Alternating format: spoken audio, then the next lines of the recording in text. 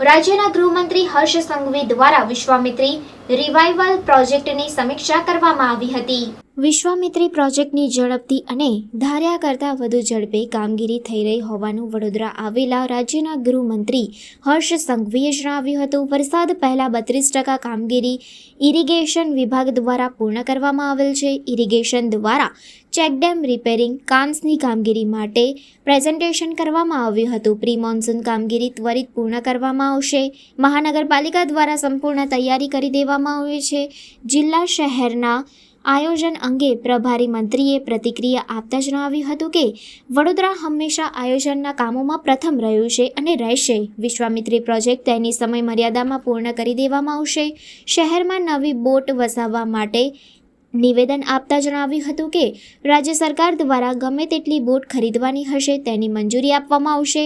પૂરની સ્થિતિને ટાળવા માટે એનડીઆરએફ સહિત તરવૈયાની ટીમોને તૈયાર કરવા પાલિકા કમિશનર સાથે ચર્ચા કરવામાં આવી છે। વિશ્વામિત્રીને ગટરના પાણીથી પ્રદૂષિત થતી અટકાવવા સુએઝના નવા આયોજન કરવામાં આવેલ છે, જે અંગે પાલિકા કમિશનર સાથે ચર્ચા કરવામાં આવી છે। દેશના લોકપ્રિય પ્રધાનમંત્રી આદરણીય શ્રી નરેન્દ્રભાઈ મોદીજી અને એમના અધ્યક્ષ સ્થાને થયેલી બેઠક બાદ ભારત સરકારે જે મજબૂતાઈપૂર્વક નિર્ણયો લીધા છે એ નિર્ણયોનું પાલન કરવું, એનું તાત્કાલિક ફોલોઅપ કરવું એ રાજ્ય સરકારોની જવાબદારી છે।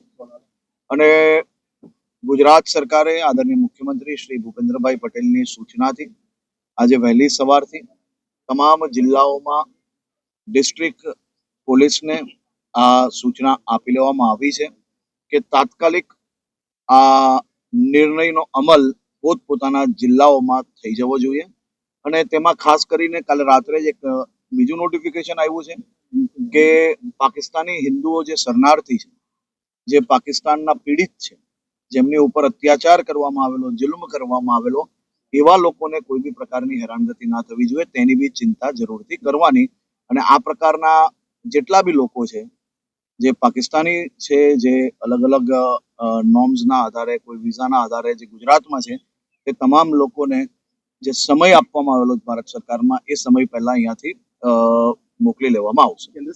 જેટલા લોકોને દેશ છોડવાનું અલ્ટિમેટમ છે તે સૌ લોકો લોકલ પોલીસની એસઓજી દ્વારા, સ્પેશિયલ બ્રાન્ચ દ્વારા તે સૌ લોકોને દેશ છોડવા માટેની જે કોઈ પ્રક્રિયા છે ચાલુ કરી લેવામાં આવી છે।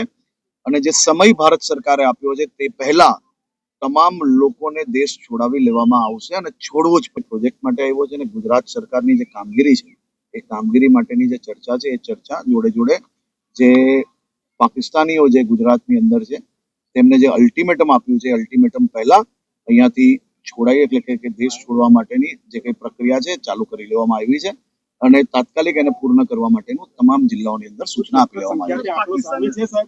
રાજ્યમાં કેટલા છે પાકિસ્તાની? એ દરેક જિલ્લાના જે આંકડાઓ છે એની અંદર અલગ અલગ વિઝા એટલે કે અલગ અલગ પ્રોસેસ થ્રુ એ લોકો અહીંયા હોય છે।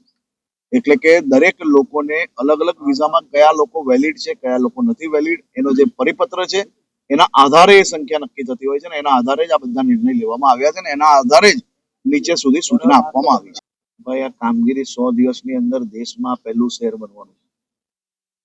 વડોદરા શહેર, વડોદરા મહાનગરપાલિકા આ દેશની પહેલી એવી ઘટના હશે કે જ્યાં આટલી ઝડપથી માત્ર વિચારવું, કહેવું, વાયદો આપવો એટલું જ નહીં, પરંતુ સંપૂર્ણ પ્રોસેસ પૂર્ણ કર્યા પછી, ટેન્ડર પ્રોસેસની વાત હોય તો એ પૂર્ણ કર્યા પછી આટલા જ દિવસોની અંદર 50%થી ઉપર કામગીરી પૂર્ણ થઈ ગઈ છે।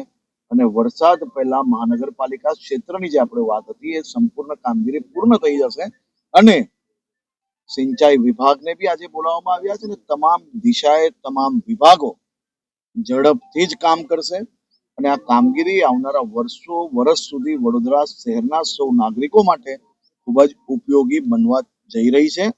આ કામગીરીમાં તમામ લોકો પોતપોતાની શક્તિ પ્રમાણે સહયોગ આપે।